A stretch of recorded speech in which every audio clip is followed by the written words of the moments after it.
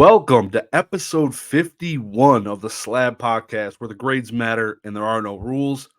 How you doing this evening, Professor Oak? Woo!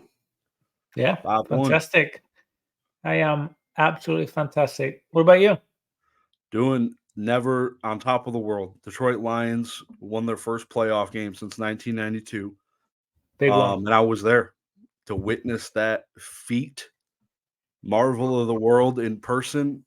What an experience. What an experience. Everybody's talking about it, and you were I sitting right there.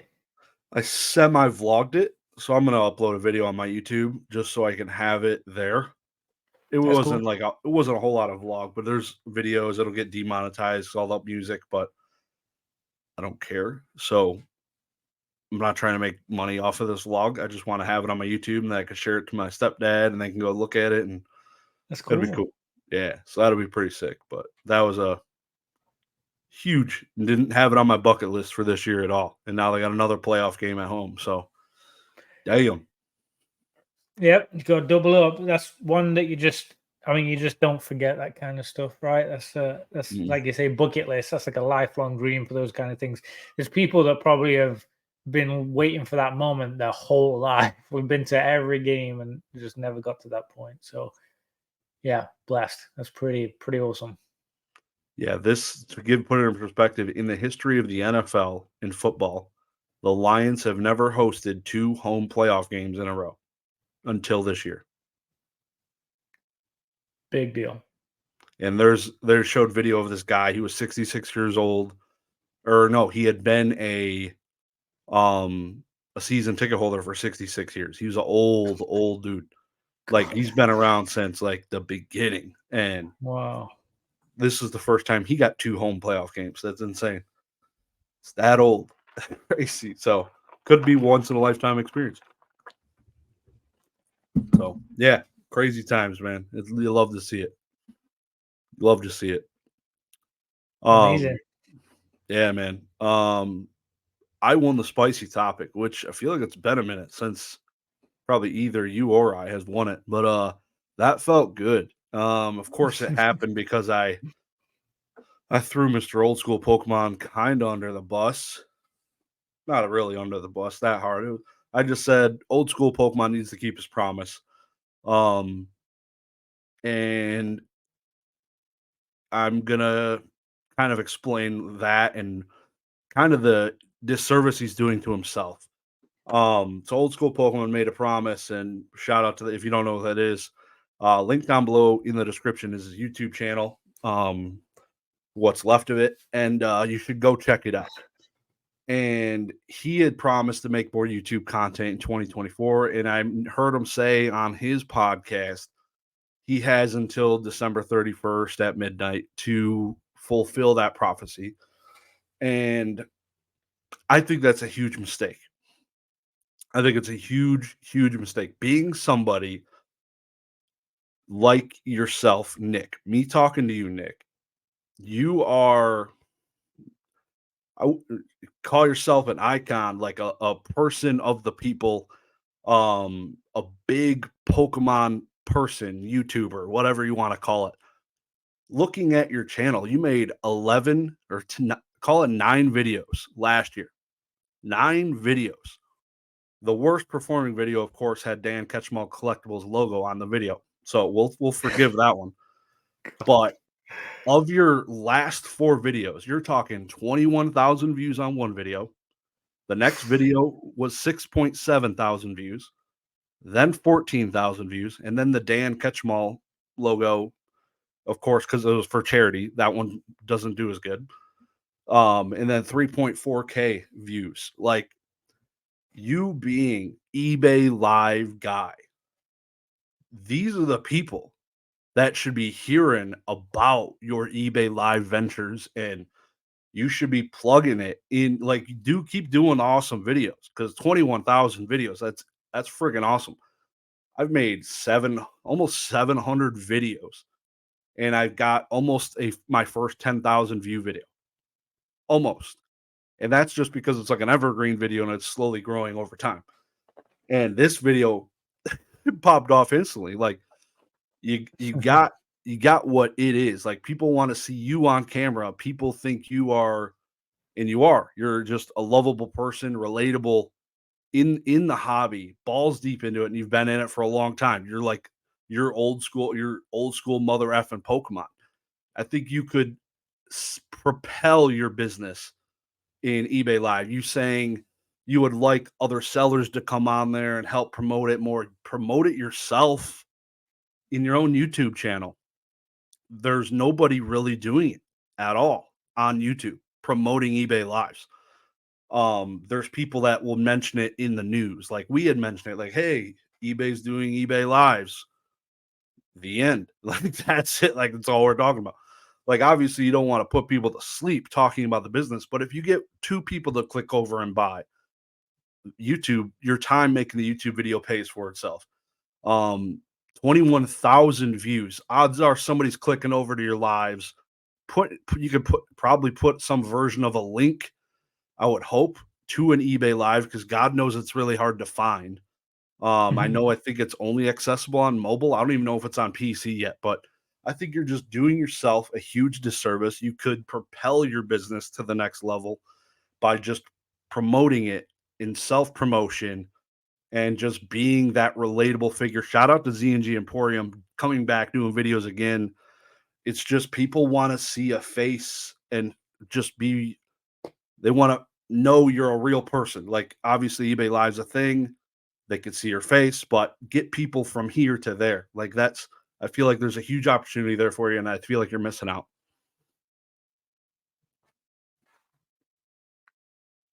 I don't know what I can add to that. I mean, you're right. Honestly, for me, purely selfish reasons, like I really like Nick. Like I want to hear him talk. I want to hear him show us stuff and go through, you know, what things he's been selling and buying. Like I remember him talking about making the videos about the trade that he did, all his badges and you know, his pin badges and stuff, and what things were working, and talking about boxes. And I mean, I just find it interesting, you know, someone that's in there doing it his way, like his own way of doing it.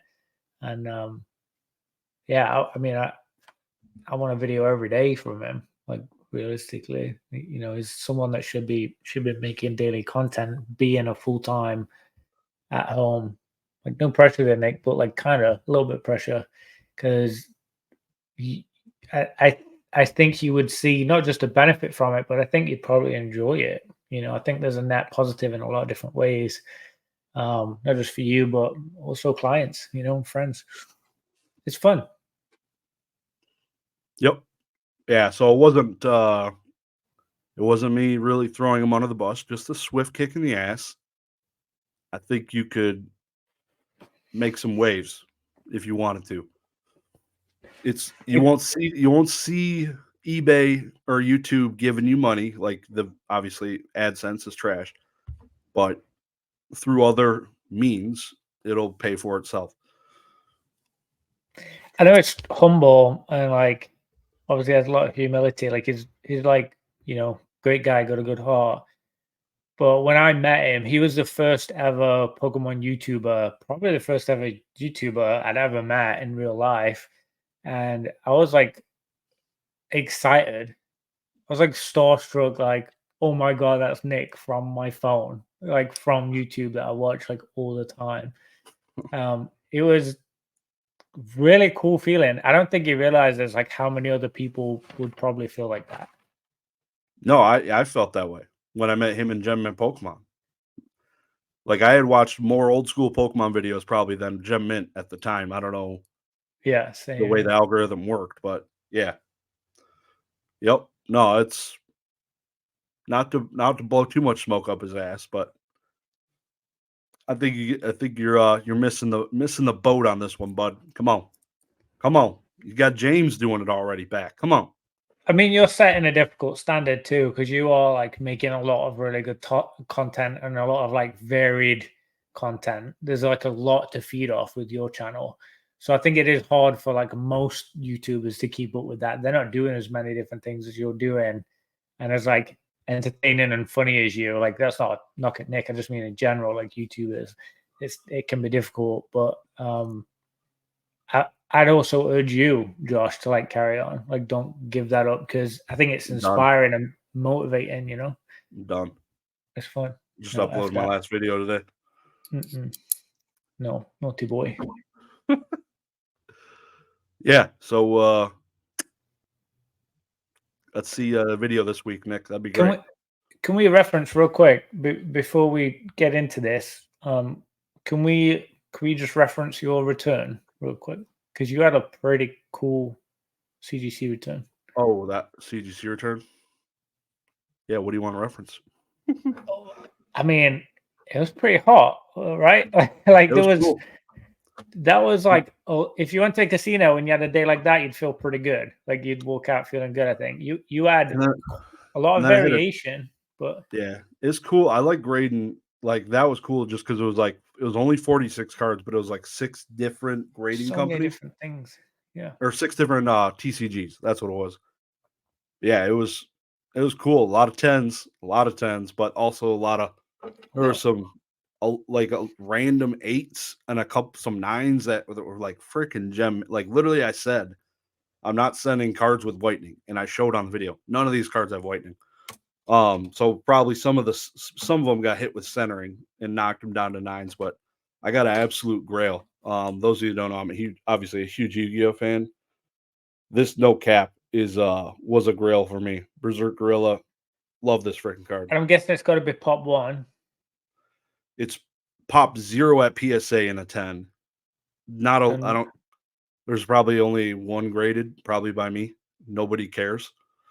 So yeah, this is pop. There's only 1 graded at CGC, and I think it's a gem at 10. So that was the one where I was like fist pump, like that's so awesome. Like just that like win for you. It was, I mean, that was so cool to see. It was cool to grade it myself and not have to buy it. Yes. Yeah, it was pretty sweet.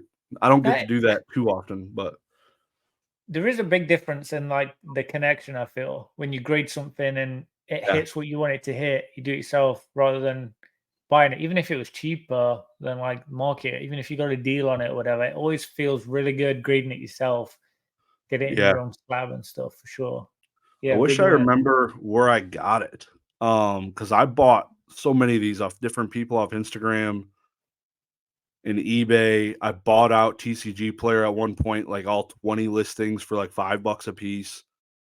Just to I wanted this card in the F and 10. To finally get it is pretty cool. Did you go through a pile of a few and just picked out the best one then? Or was that one that was set aside that looked so it just over time. They didn't all come at one. Well, the TCG Player ones basically did. None of those were gradable. So this had to be an eBay purchase or something often, and probably might have been Vintage Yu-Gi-Oh or somebody off Instagram I bought it from. Groveling, saying, "Hey, send me something." It probably was Vintage Yu-Gi-Oh. Actually, I think about it on YouTube, so which is pretty dope. What kind of a win for him? Hell yeah, that's got to be cool. Like seeing that happen. You know, someone's grail card and they hit the 10, and you were able to facilitate that. That's awesome. Yeah, yep, 100%. So sick. Yeah, it's cool. I love grading different things. Like all these different TCGs is fun. Even though there's not a whole lot of value in like a card like this. Like I said, this is probably $1. The thing just looks freaking cool. I mean, I got a Celebrations Oak behind me. Yeah, exactly. And while I was going through this, I was thinking, I was like, man, should I just put all this stuff in binders? Like if my plan on keeping this, like, I don't know. I just feel I like it in slabs personally, for the most part, but it feels different. And we kind of touched on that last time. The luxury, like when something feels a bit special, it means something. I do feel like slabbing it does kick it to that next level for sure. Yeah, it's a good thing. Yep. All right, you want to jump into some spice? What is your spicy topic? Do you have one, or do you want me to go real quick? You can go first. You won, so I'll let you go. People people suck, and they should be spending way more time supporting local game stores. Local game stores suck because it's not in my area. Oh, I thought, is that your There you spicy go. topic? Yes. There you go. Like, local game stores suck. Is that spicy, you know? Oh, it's RIP. Jesus Christ. Okay. That'll do it. That'll do it. Okay. It's the ones that don't exist that suck. Yeah. That's all I'll say. Yeah. So everybody, again, appreciate all the love and support, all the spicy comments you guys leave week after week.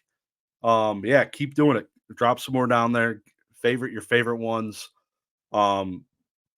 Thoroughly love it. It's one of my favorite things to do every week is go through all these awesome comments and just see what people are thinking. We got somebody that was he was clapping at us. So I can't, hopefully we get to that one, and that'll be pretty interesting. So Nice.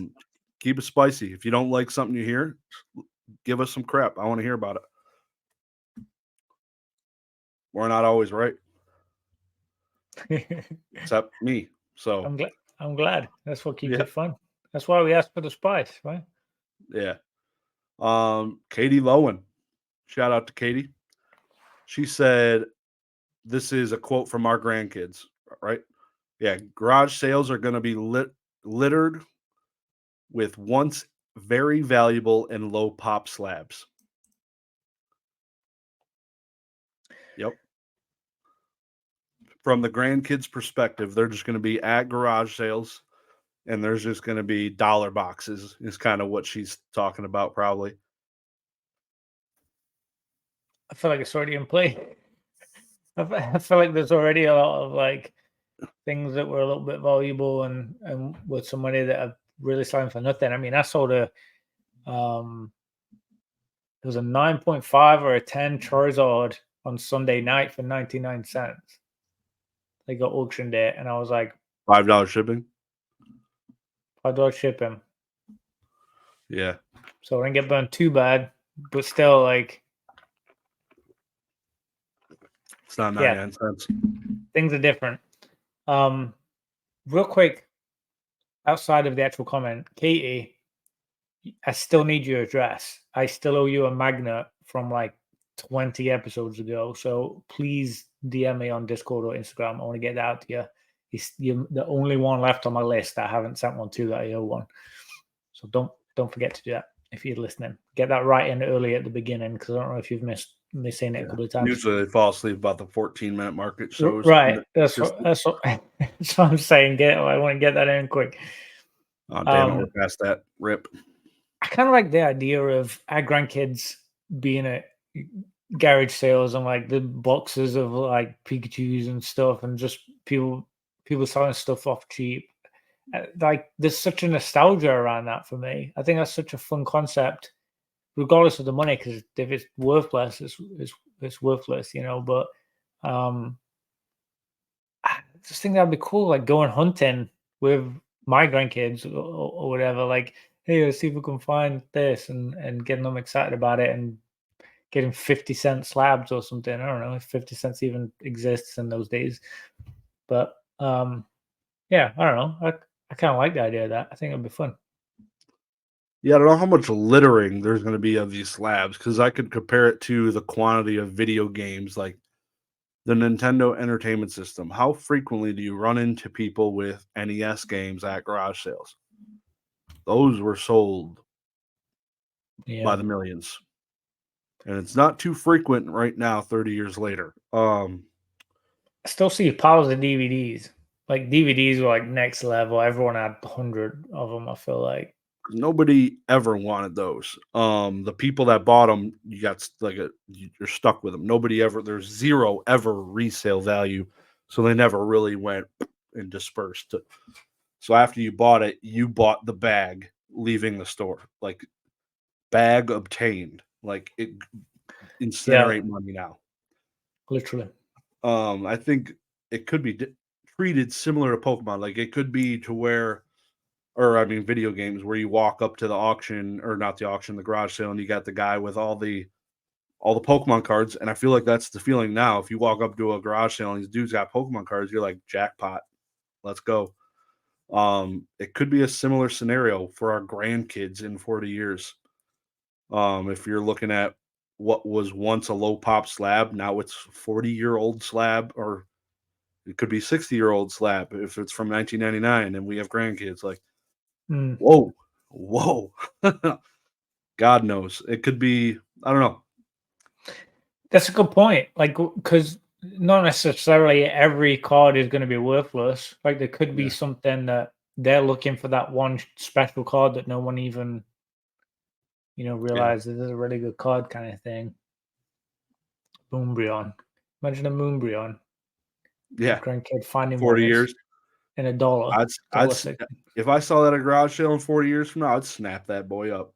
Oh, Snapped. I'd be like, wow, what a nostalgia kick in the balls that is. Yep, oh that's my mine. god. Yeah, wouldn't even think about it. Just yeah, instant. $4. I'll take it. I like that comment. That's a fun one. Yeah. That's good. That was a good one. Thanks, Katie. Don't forget, send me a message. Professor Birch. Well, hello, fellow professor. People are sleeping on collecting Pokemon coins, especially Japanese exclusives. I have quite a few coins. That's something that I have on my list to do a video on. I want to show some of my coins. I don't have particularly incredible, amazing ones. I have some fun ones. I actually have a few. My oldest, best ones actually bought from Nick from old school. I actually got from him, and he wrapped them in these nice little plastic things. I showed him when I got them on the mail day, but a while back. But yeah, I should probably do a little coin video. I think they're cool. They're fun. They different Pokemon on different colors, and there's like each one tells a story. They generally look either cute or angry. In my experience, it's like one or the other for some reason. Yeah. What I haven't seen, which I'd like to be educated on. I don't know if if anyone in the comments knows. I haven't seen many coins with trainers on. Like, they've always been Pokemon. I would like to get some trainer coins and match them up with their Pokemon. Like some of the gym leaders and that kind of stuff. I think that'd be fun. An Ash or a Red or something with my Pikachu. I'm sure they're awesome, but I haven't seen any. So if anyone has any, give me a shout, because I think that'd be fun. Did you just Google it? Yep. I just Googled Misty Pokemon coin. There's one graded right here by PSA. It's pretty cool. Graded even. Yeah, it's pretty cool looking. Hmm. Not gonna lie. Sold for $39. Misty Trainer Battle Deck. PSA 8. Yeah. Pretty cool looking. Yeah, Battle Deck makes sense. He said people are sleeping on collecting Pokemon coins. I don't know, man. It's I don't think people love them that much. Not as that's much the as probably niches me. of the niches there. It would be cool if there was actual currency with a Pokemon on it. That would be insane. Like 50th anniversary Japan, like we do gold dollars or Sacagawea stuff, and imagine a Pikachu hitting it, going on a cold coin that could actually be exchanged as in currency. I can see that happening if Pokemon is still what it is now in 25 years.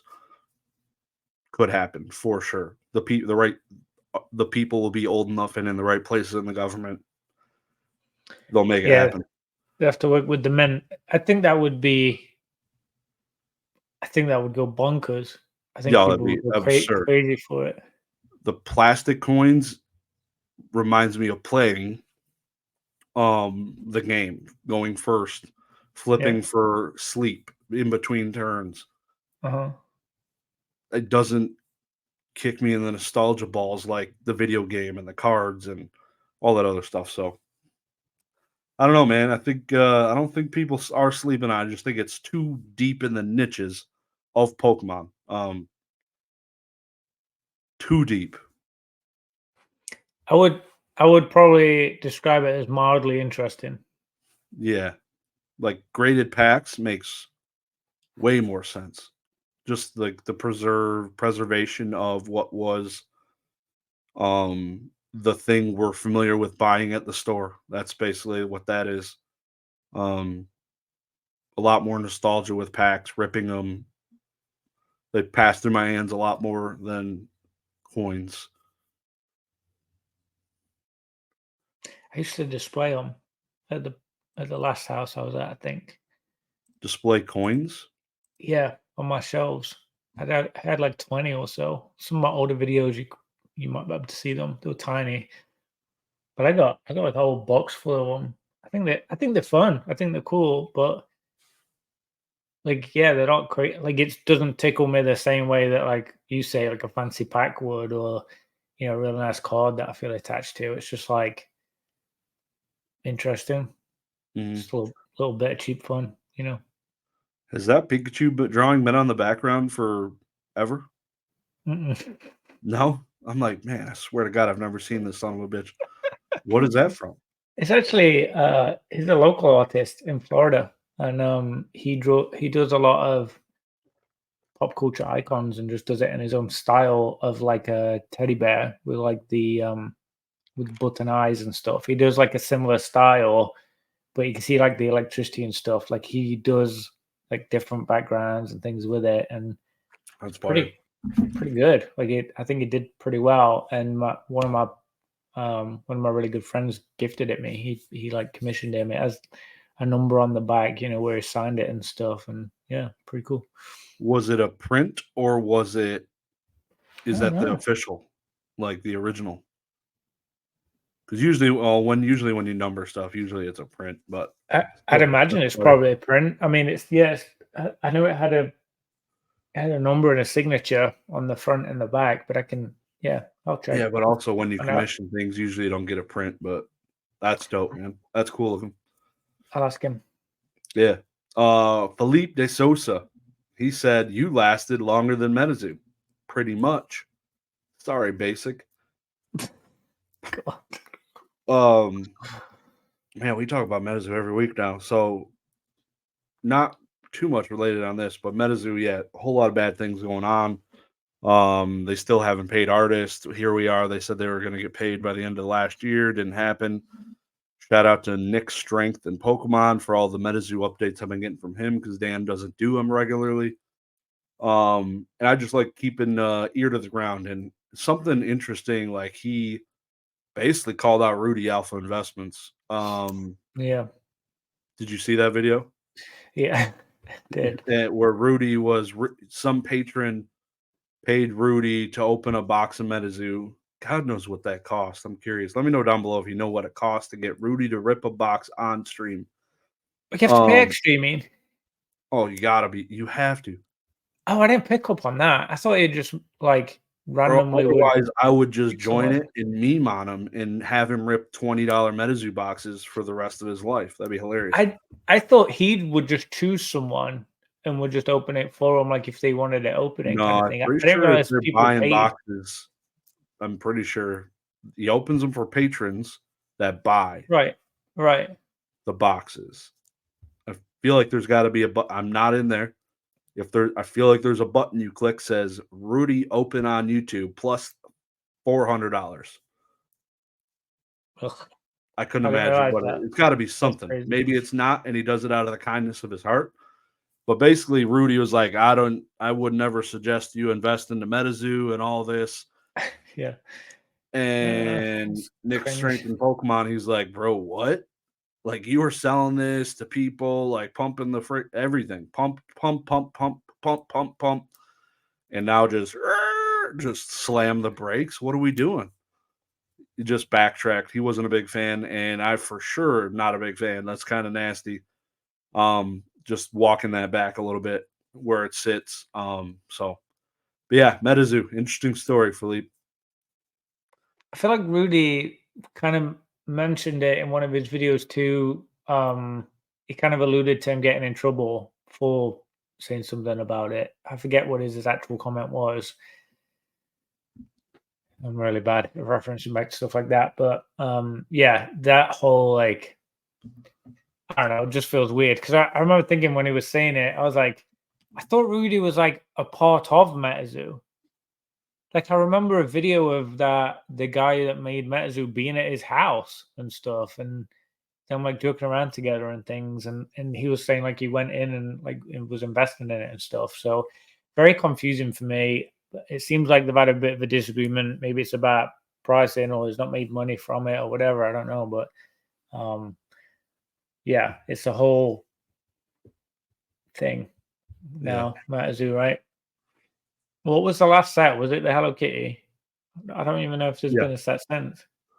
No, they only released, I think, one core set in 2023. And I think they said 4 or something like that.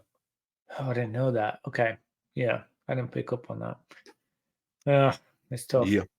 Yep. I feel like Nick was interested right from the start. Like I'm watching Nick for quite a while now, and Oh yeah, that Nick. Yeah, I was like, I went back to old school. I'm like, what? Yeah. sorry, yeah, no, Nick Strength, and I was surprised like how interested he was right from the get go with MetaZoo. Like he was like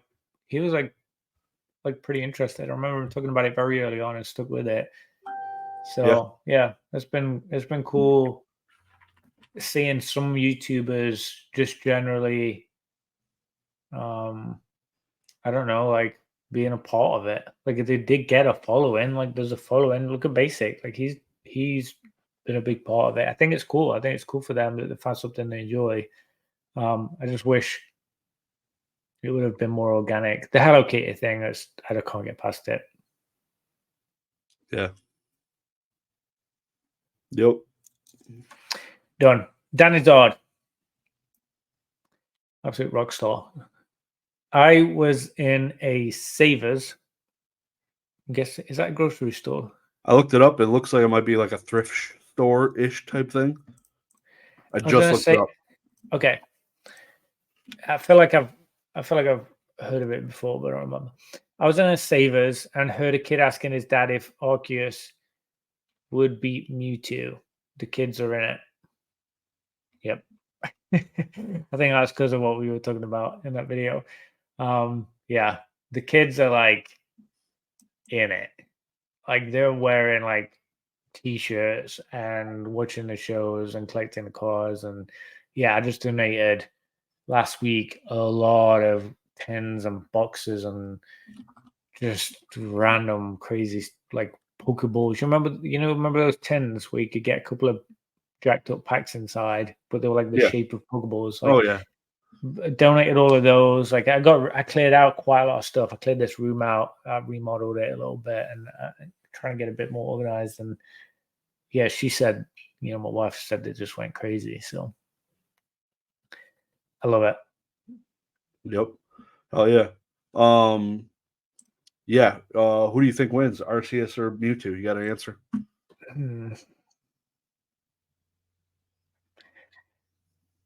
My gut says Mewtwo because that was like the beast when I was a kid. Like he was like the absolute crazy, like from the future type thing. When he was made, and I just felt like he could do anything. But like, isn't Arceus like God? Like, Got a Pokemon. I don't know if like there's much competition there on my brain side of stuff. So probably Arceus. I mean, yeah, I would tip my hat to Arceus, whatever you want to call it. That I feel like is one of the last games I played through, Diamond and Pearl, and that dude clapped cheeks. Was I don't know, it wasn't fair. When I got Arceus, it wasn't fun. Was that the part where you're like up in the sky on that like little platform thing, and you have to go against him? It's like super difficult. Was it that bit? I have absolutely no clue. That would have been when the game came out, and God knows that's what, 15, 16, 17 years ago? Forever ago, yeah. Yeah. But yeah, kids are in it. I think Scarlet and Violet will be the second best selling video game series here in the next year and a half. Sword and Shield is number 2. Scarlet and Violet's number 3. Red, blue, green's number 1. So, and it's only behind. So, Sword and Shield is at 26 million, and Scarlet and Violet's 23 million. So, it's right there already. And Sword and Shield, the video game's been out a lot longer. And the Switch has been out for 8 years. And they're making a new Switch, which hopefully would mean even better Pokemon games. Yeah, I feel like they're still very basic, despite having 20 years in making them. Yeah. I do feel like they could do a lot more with the games, quality wise. You imagine a Unreal Engine Pokemon game. Yeah. No, yeah. What the I don't hell? know. It would be insane. I haven't played one in a while. I want to play Scarlet and Violet. I Mhm. do. I got a Switch for the first time. I just got one for Christmas from my wife. It's mine, kids. Back to F off. Um, yeah, and I'm looking forward to hopefully playing Scarlet and Violet this year at some point. But I like the vintagey. Don't turn it into God of War for Pokemon. Like I don't give me ever Pokemon Go battle type scenes ever. Like I don't want to ever swipe, swipe, swipe, swipe, swipe, swipe, swipe, swipe, swipe. Oh Disgusting. no. Give me the turn-based attacking, just like Final Fantasy and Pokemon. They've Yeah, done I do so like well. that. It's amazing. Um, get rid of the EXP shares from the beginning. It's absolute dog shit. But yeah, no, I think I like the vintagey feel. Can you imagine if there was like a different version? Because they've done quite a few different games, like not just in the main games, but like offshoot type stuff. Imagine if there was like an Animal Crossing version of Pokemon where you were like the Pokemon breeder or something, and like you'd like have to Yeah. plant plants to grow berries and like make food rice balls for them and make them their bed and all that, like all that kind of stuff. Like that would be, kids would go crazy for that. That would be really fun. Adults and women would go crazy for that game. Probably, yeah. It would be Animal Crossing's huge. If you Massive, yeah. call it Pokemon Crossing, game's over. Like that would be probably the next best selling Pokemon game. Especially, like you're saying, like big hitters, but if you got stuff like Minecraft and like they like to make their own little worlds. So if you had that combined with Pokemon, your own little island or your own little area or whatever, like I just think it's like that could potentially be a crazy big one. I don't know why they're not doing more adventurous stuff like that. Like it's, Yeah, I didn't get to play Legends Arceus, and I feel like that was the nothing like Animal Crossing, but yeah, something like that would be interesting. yeah, Hmm. just a thought. Yeah, my turn. SDC is here. All people in the hobby need to start a YouTube channel in 2024. Uh, I love everybody so much, It said but YouTube, not Pokemon YouTube. Remember that too. yeah, yeah, it's I love YouTube and because I utilize it all the time. Mhm. Even if you're not making public videos, it's freaking awesome. Just to be able to like put videos on a never-ending cloud and watch them anywhere is pretty cool. Like you could pay for services, OneDrive, Google Drive. I'm sure Apple Cloud's got something you got to pay for, or it maxes out at 15 gigabytes and then you got to pay $5 a month. Yep, sure do. YouTube's free, and you could just upload private videos and watch them. Click onto your channel on your TV and click play now and show videos, and God knows where it'll be in 25 years. Obviously, it's out in their server somewhere. And if you're one of those people that don't like other people having your data, you might not like it. But I don't care if they see this video of my daughter's ballet recital, and I don't care. It's not a big deal Yeah, for me. But yeah, it's YouTube's awesome. Outside of just Pokemon YouTube. It's really cool just to start all these different communities. You see them getting together through these means, and business now operates through video. Microsoft Teams is massive, massive, and YouTube is MS Teams before MS Teams and Zoom. Like, it was here, people doing vlog interview style stuff, discussions before Teams and Zoom popped off during COVID.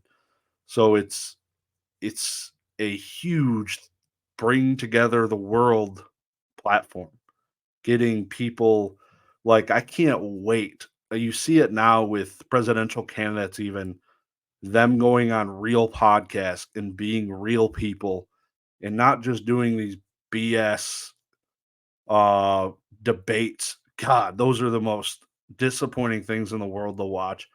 I give me all day. Give me 10 links to these podcasts these people are doing. I want to hear this person talk. And be a real person and not just bash each other on the stage. So YouTube, I think, could be huge for anybody. It's a cool space. But if you want to do it in a community, they're all around. So yeah, that's cool stuff. What about you? I'd like to hear some presidential podcast interviews. Actually, I think that'd be cool. They're out there. I've been listening. Side note, very exciting. I think I might apply for citizenship this year, and that would mean I could vote. I would be an American. So wouldn't sound like it, but I'd definitely on paper be American. So we got to make our marriage official then. Oh baby,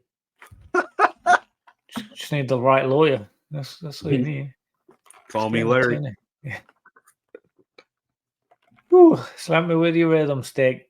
All right, the next one's me, so I feel like you should say that one. I should say it? Yeah. Oh, you'd say it. I don't know who this Professor Oak is that commented. I haven't seen his name in here in a long time, but he commented, he said, data analysis is where the money is at in this hobby. I don't know how well that comment did. I didn't follow up on the final couple of days there with the upvotes, but I blew you the F out. I had like 18, you had 10, so I know you won. So yeah, I didn't need to keep track. But I do think it's really important because I've dipped my toes in data analysis at work, like with the stuff that I run and things I do. Essentially, we're using data all day, every day. Like that's 90% of it. It's the heart of it. Someone that's really good, literally a data analyst, and really good and really in the hobby could really do some crazy stuff. Yeah. Or like if you are that person, you really should be investing time every night and playing around, doing some visualization on and projections.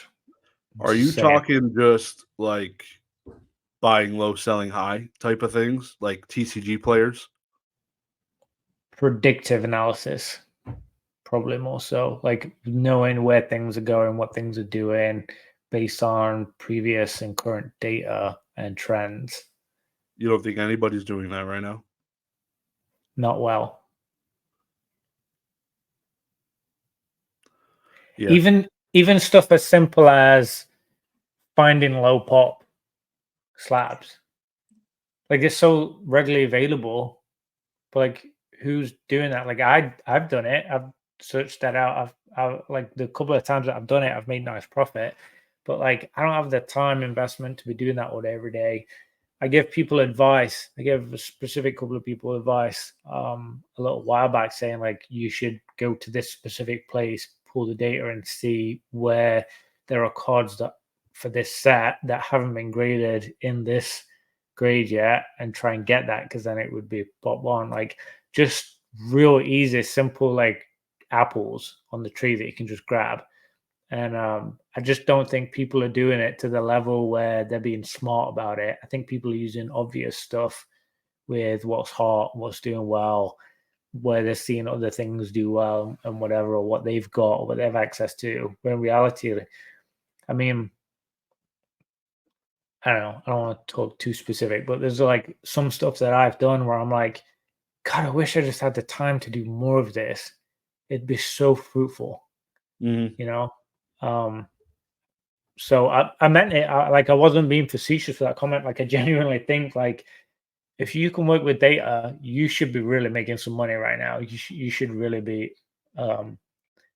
taking it serious, because it's there for the Yeah. grabbing. That's for sure. No, it makes sense. I was thinking when I saw that comment, I was thinking, like alluded to, the TCG player checking lows and highs, which to some aspect it probably could do some of that also. Yeah, absolutely. Yeah. And then I think about TCG Fish, Hmm. I think it is, and I think they do a whole lot of like data type stuff. And this year, like I've never spent any time inside of there. There's another one too. I'm drawing a blank on, similar pokemarket.data.io or something. I don't know. Something along those lines. Like they do a lot of data scraping and pulling, and I want to spend more time, and maybe it's a YouTube video of me, just somebody that's never done it, kind of going in there and what is it? What are we doing? Is it worth anybody's time? Yeah. Yeah, interesting stuff. I agree. Our good friend, Mr. Mason, Cardinal Gaming, he does probably almost like an introductory version, and I don't mean that in a bad way. He's dipped his toes in data analysis and predictive trends when he's done the videos of, look at this card when it got released a week after, 2 weeks after, and you can see the pattern in the trend. And it's always Yeah. high, drop, jump, high, drop, jump.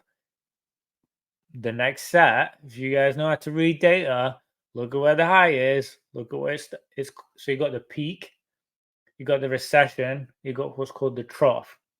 When you need to buy at the trough, it's that simple. Yeah. And then as it goes up, that's when you make money. You know, you don't always necessarily know where the peak is, but up is up. So if buying at the right place sets you up for success. Don't want to obviously, I don't want to preach to the choir there. You guys are very smart, like willing and able people, but that's like, if you want to really take it serious and make money and it not just be a hobby, it's right there. Like, you just got to invest the time and a little bit of critical thinking to figure it out. Yep. Go do it. 100%. SDC is here again. He's here again. Mr. Hawaii. The Slab podcast recommended to just fill binders. Don't buy too many slabs. Oh, made me laugh. I read that one live when he posted it, and it in real time. So I say when he posted it, and I was like chuckling to myself. I was letting my dogs outside. Yeah. I just think you need a really healthy balance. Like, I have plenty of slabs, and I have binders, and I have rows and rows, and I have sealed product, and I have junk, I have good stuff, I have everything all over the place. I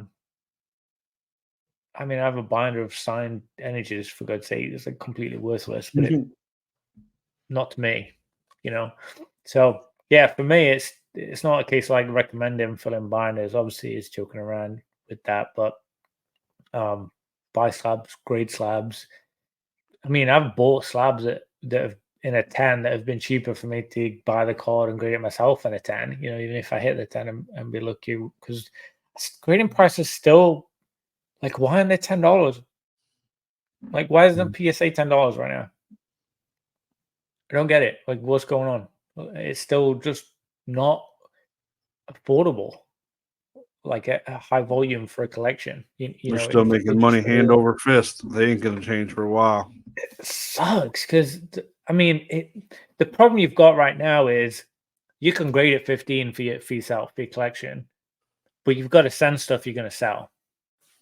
Yeah. It can't just be a collection grade. I used to send stuff that was for my collection, Yeah. you know, when it was cheaper, and I think I would feel guilty doing that now. I have to mix it up. I have to have something where I know I'm going to make some money to be able to like recoup a little bit. It's like just part of the Yep. process now. It feels like that's the norm. I don't want it to be. I want to be able to. I want to just be able to send them cards to grade because I want them. It'll be a while. Yeah. Yeah. How many of those out of your return that you just had? Like touching on that a little bit. How many of them percentage wide would you think that you're planning on selling? PC versus sales. How many did you say? You had 46? 46. So I'd say probably 10 to 15 were PC cards. Huge ratio. Yeah. Yeah. So So you're not worried about the price of the grading for them because like it's covered. yeah, Yeah. and the price to grade is under $10. So Yeah. yeah, that pill to swallow at PSA. Yeah, I don't know. That's tough. It's tough. Those 15 cards times 15, $200. I don't even know. Decent amount of money. Yeah, I mean with shipping, insurance, and everything, yeah, it's a couple $100. Yeah. Yeah, it definitely would be a much more analytical thing if I'm trying to break even on the submission. I would think about it a little bit more. But at the same point, like all those cards I sent in, I feel like if I if I crack some of those, they're going to get tens at PSA. So they're going to sell for more than the $5 difference, possibly being PSA slabs. So it's all the things to consider. But I don't know. I just like the way some of the stuff looks. Like obviously this whole outsell, I think a PSA 10, just grabbing a random card. But like this card, like a PSA 9, I mean, might as well be the same price, probably. Like nobody really cares. Um, yeah, a lot of things to consider. Definitely do your research. Which ones are getting most of the time? PSA 10 will get a higher price, but yeah, if you're grading just to sell, my still recommendation is to grade with PSA. Yeah, I think so. Unless I mean it's incredibly perfect and you're looking for a black label for that one card or something. But yeah, in general, I would say 99% of others Yeah. PSA. Hmm. Yeah, I don't think I commented on SDC's comment, but I don't know if we recommended you just fill binders. I think we both just said it's more nostalgic to look at cards in binders than slabs. Like for me to flip through a binder of like base set, I get way more nostalgic kick flipping through those 102 cards versus looking at 102 slabs. But I do like, Slabs didn't exist. yeah, Well, it wasn't even a thing yeah, when we had those cards. Yeah. yep. I do like the slab. The best part about the slab is easier liquidity. It's got the grade. Instead of having to take 25 photos of a card that costs $200, it's already got a grade. I paid the $10 to get the grade. I can sell it much easier to the market Mhm. and not have to worry. Like you got the eBay authenticity guarantee, massive. I like that a lot. Um, so yeah, I really do think the eBay authenticity guarantee is fantastic. I think it's absolutely brilliant. Yeah, as a buyer and a seller. yeah. My first experience with it was with not great, not great. But it's come a long effing way, long way.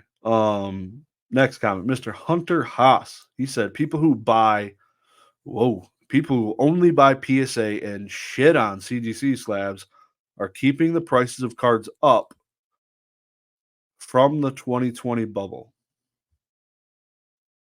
People who only buy PSA and crap on CGC slabs are keeping the price of cards up. Yeah, I don't know. But So basically, if I had to read this, if I'm reading this correct this down below, Hunter. But the people that are pumping PSA are boosting the market value of PSA slabs because they are hodling cards, but it doesn't sound like he said that at all. But I don't know. Lost in translation. I'm slightly confused. Same. I thought it made sense when I copied it over, and maybe it does, and we're just completely ignorant. And yeah, please clarify that for us, and we will get that corrected, sir. Yeah. I don't know. I feel like a dumbass, but yeah, I don't know. I don't want to roll with that. Boondock Games, we are either the first or the last generation of hardcore Pokemon collectors. Position yourself accordingly. I like Boondock. He's cool. He's a cool guy. Michigan man. Yeah, I like the way that I don't know, he just seems like an interesting dude. I think he's cool. So shout out Boondock. We are YouTube channel. the first or the last generation of hardcore Pokemon collectors.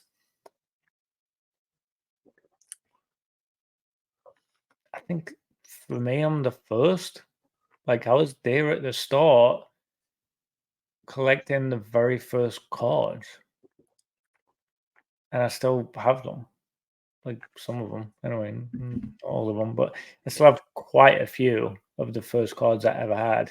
Some of them I even slabbed up to preserve, and they're like, please say 4s and 5s and stuff.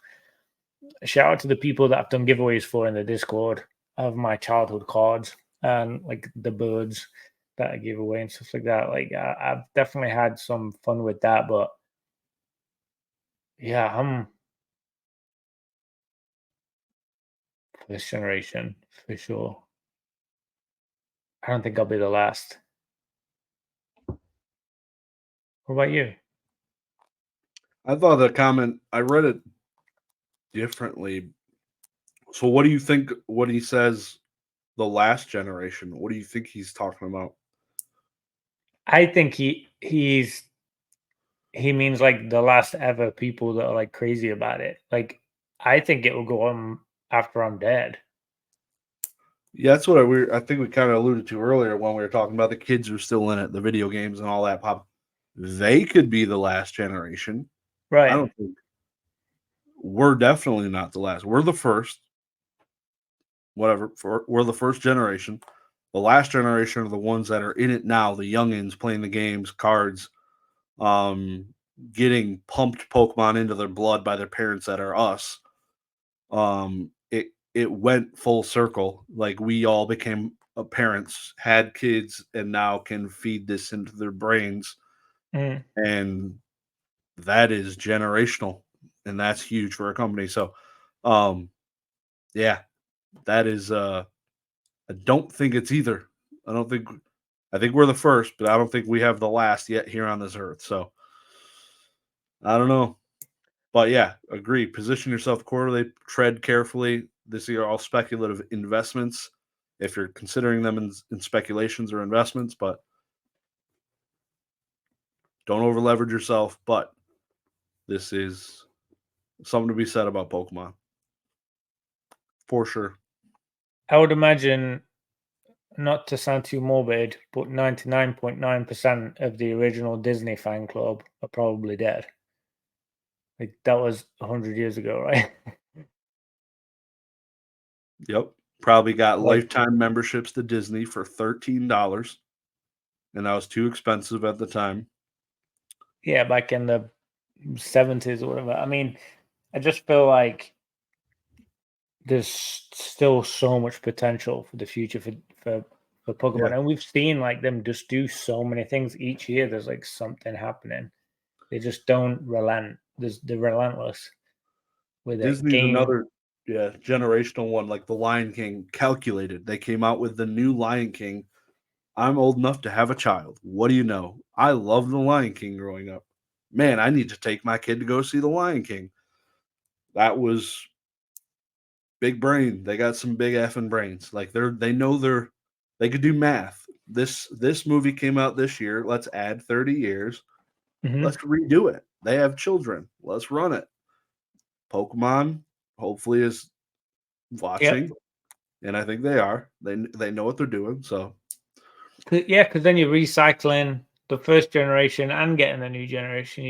You're dipping twice because you wanted to watch Lion King too, right? Oh my God, oh they've yeah, remade like it's not just even about your kid. live Yeah, action? Are you kidding me? Woo-wee. unreal. Crazy. But no, yeah, it's insane. I thought you were more of a Little Mermaid guy, but I we'll mean, skip past that. Eh? I mean, uh, basic trainer.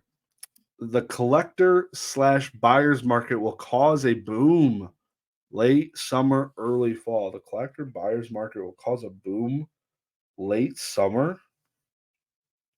Love it. Let's go. Let's do it. I'm here for it. The collector slash buyer's market. It is I do agree. It is like a collector buyer market right now in the sense, but I feel like I've said that for not quite a year, I guess. But yeah. I don't know. I don't know if it'll be a boom, but the prices of some of these cards could start to increase some. The cheap right now. I mean, there's even sealed stuff. Yeah. Yeah, the number of auctions I've seen of like super rare vintage cards, trophies is on another level. Like I've seen more of those auction off than some of these low pop vintage cards. That'd be an interesting video to all of these trophies is sold and none of these vintage WotC cards have auctioned in the last whatever. That would be pretty interesting to see. But yeah, I think just cards will find their way into collector hands. Like not everybody is buying and flipping cards. Like people like you see pop 15,000 for Moonbryon, I think it is, or some I think it was Moonbryon, 15,000 graded. Not all the people that own that are trying to flip that and make money or whatever. Like some people bought that and they put that bitch on the shelf and it's going to sit there their entire lives. Some people bought 10 Some people or bought graded FE10. 20. Maybe not that, but yeah, just uh like there's a quantity of cards that just are gone from the market and that's happening for every set that has come out since the inception. And eventually you look back at some of these sports cards. They just don't always keep coming for sale all the time. They it's the lower pop ones. It's crazy. Like Michael Jordan Fleer rookies, like the PSA 10 now. I don't know how many of those are coming up for sale. That's not the lowest pop in the world either. But A huge once a demand, though, quarter, right? once a quarter maybe, which Yeah. is pretty frequent, what I would say for that card. But yeah, there's I don't know. What do you think? Yeah, I think it's plausible. I think it'd be good. I'm optimistic that would be a good situation. I don't know how realistic it is, but I think it would be plausible based on the fact that I do think a lot of people are collecting and just buying cheap stuff that they like right now, and prices are low. And I mean, everything's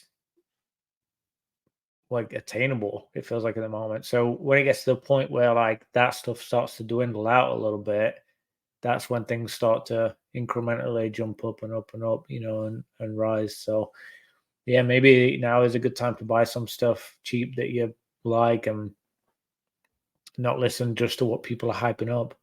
Buy some stuff that you love or buy some stuff that you think could do well in the future.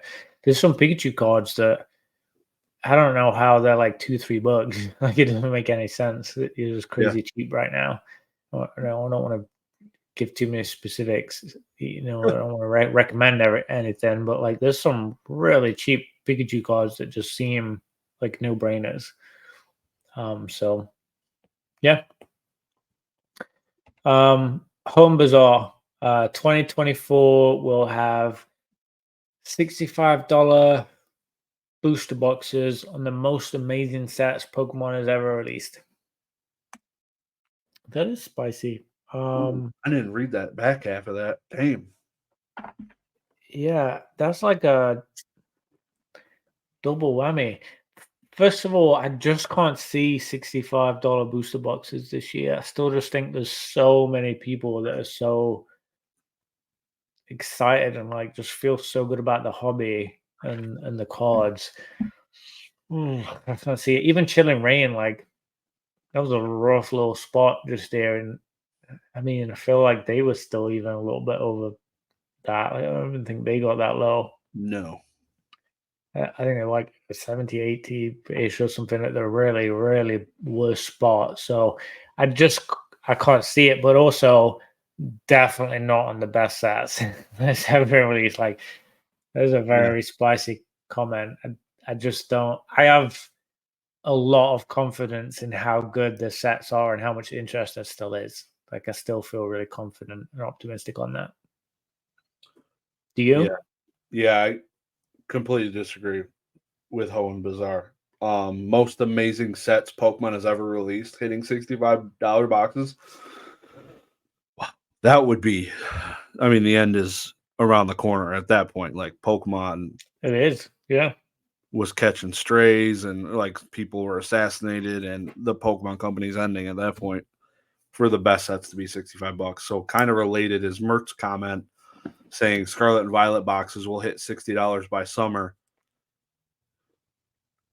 That one is way less spicy, way more possible, but still, they're selling for, I don't even I'd buy know, I'd buy 80, quite a few at 60, I 90. think. Yeah, you could buy them at 60. If they hit 60, I'd buy quite a few, I think. Oh, I mean, oh, okay. I thought you said you bought a few at 60. So, No, I would. Like that would feel no, that's too cheap.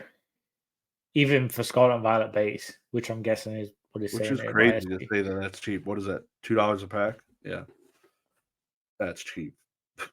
In today's era of what money is worth, and yeah, $2 for a pack of cards is dog water. I mean, you can Met spend that getting lunch at Chili's. six, yeah, all day, yeah. My lunch today was $56 with three of In us. 2024, $60 is nothing. Yeah, It gets you nowhere. Like I go get a couple of groceries and for dinner, and I walk out and it's like $120 at the grocery store. Like everything's so expensive right all now. you got is eggs and bread. Yeah, it's nasty right now. Um, $7, $8 boxes of eggs. Yeah, it's I mean 80, $60 like is crazy. Even 80 for for what is MSRP or has been significantly higher than that. I mean, it's just yeah, 60 is no brainer. yeah, when Chilling Rain hit 70s, 75, 72, Something 73, like that, yeah. people turned on the vacuums. That set, people pumped it after it hit that, but that set sucked massive ding dongs. To open that set, there was not good mediocre hits. You were going for the birds, the alternate art birds, the Moltres, Yeah. Articuno, Zapdos. If you didn't get those cards, the freaking set sucked donkey dongs. Similar to Champions Path. Was You, was the you Snorlax Chilling Rain? the gold one, it might be. Yeah, It might be. So there's another hit, but still, that's another I think it was. really hard hit. Like there isn't a cool mediocre card that is just Yeah. more common to pull. It is a brutal set. To be honest, my thoughts. I like the sets. I really like Pokemon sets that have cool Pokemon that aren't the ultra chases. Give me Yeah. like the Dark Vaporeon, the Flareon from Team Rocket. Those cards not being hollows and rares and being able to just get those out of every pack. That's freaking awesome. I want stuff like that style. And there are those Pokemon cards in like new modern sets. Those are the modern sets I like a lot. Sound like a true bind boy. That's me, baby. That's me. It's Mhm. it's a collector for sure. Yep. That was good. I looped in Mertz's comment, but I'll just jump on Just Jack's here.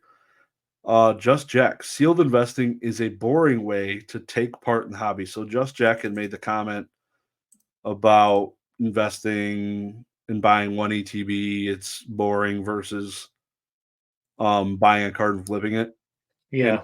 kind of his reiteration of that because I smoked the smoke out of him on the last one. So sealed investing is a boring way to take part in the hobby. If that's the only thing you're doing, sealed investing, and you're doing nothing else, 100% agree. I think that is, Fall asleep. yeah, you're watching TCG player to see if the price is up or down. Check it once every 2 weeks. I do that with the sets I have. Check it, see where things are at. You're But doing a million other things but too, though. Yeah. exactly, if you're doing just sealed investing, yeah, it's I feel like it would be not fulfilling. I just think that if you're strictly buying something to make money, like why are you doing it in Pokemon cards? Yeah. Like there's got to be less risky ways of making stuff that like you're risking it being damaged, fire, flood, theft. Like there's all that physical side of it, but you're also risking like it based on a luxury market. Like that's another level. So you got two high levels of risk. Like why not just throw it in S&P or throw it in this? Like if you really just want to make money, like just focus on making money. Yeah, Dan. Like don't do it in something that you don't have fun in and like you're not part of that hobby.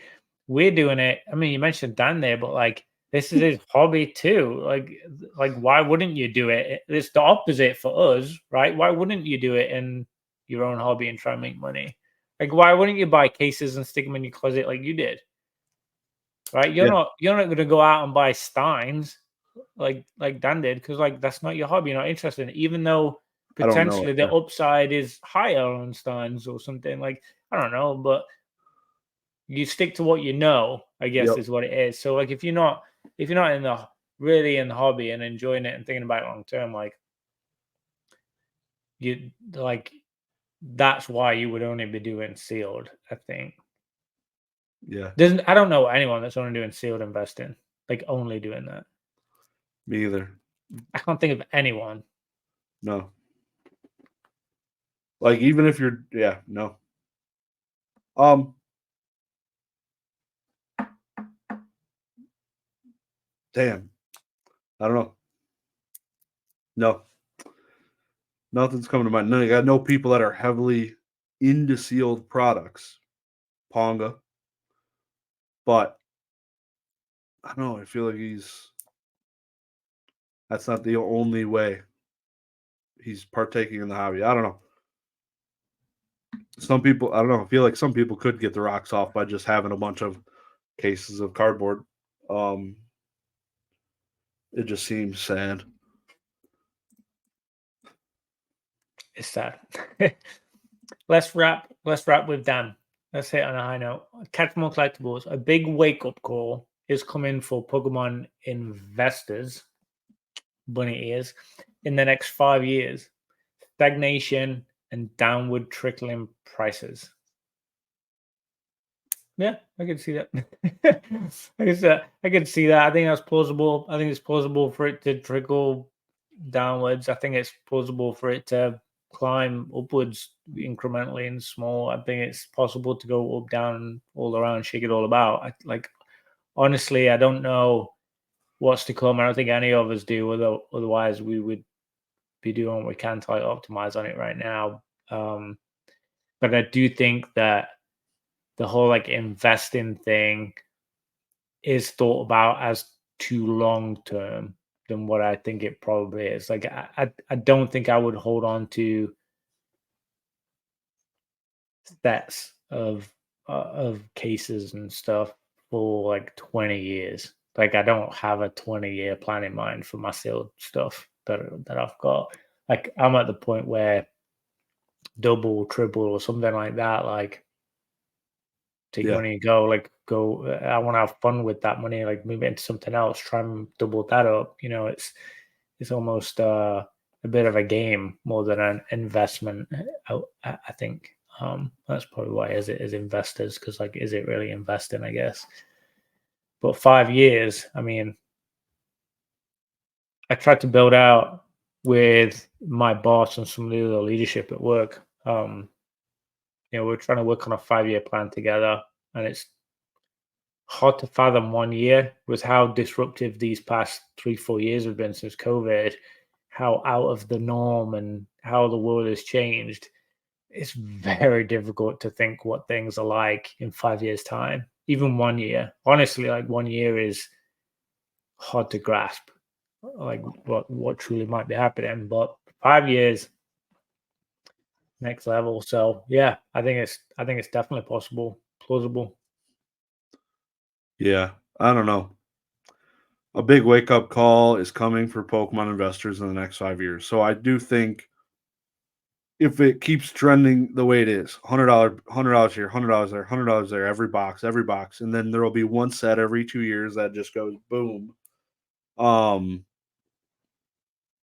yeah, like 151. If that was a booster box, because the UPCs at 16 packs already sell for $100. If that was a booster box of 36 packs, that would be doing pretty well. Um, that'd be an expensive box. Do you have to buy every box, $100? Like, is Scarlet Violet base going to boom? That's what I mean. No, so that's what I'm. Yeah, I do kind of agree. Like if I can see this where it's going to continue, but also I feel like Pokemon is like the most in touch with the people. In print runs, they've done this for so effing long. I feel like would dial Yeah. it back. Like if they're getting stuck and they're not turning Pokemon Center sales at 140 a box, they're not. I'm sure. I'm sure it's not turning as much as it was. They'll dial back a print run if they need to. Like they'll be like something. They'll do something. I know they're intelligent and they've done a very good job navigating this, even through the boom. Like that was a respectable come out of what happened. Like what happened, and people were fighting in targets, and then they were able to ramp up quickly. I feel like it didn't take too long to get product on the shelves. So I don't know. I think they're smarter than you think, and I think it won't be too bad. Like I feel like they want to sell packs for boxes for 140 through Pokemon Center, and they probably want to see those prices in the secondary market too. So we'll see.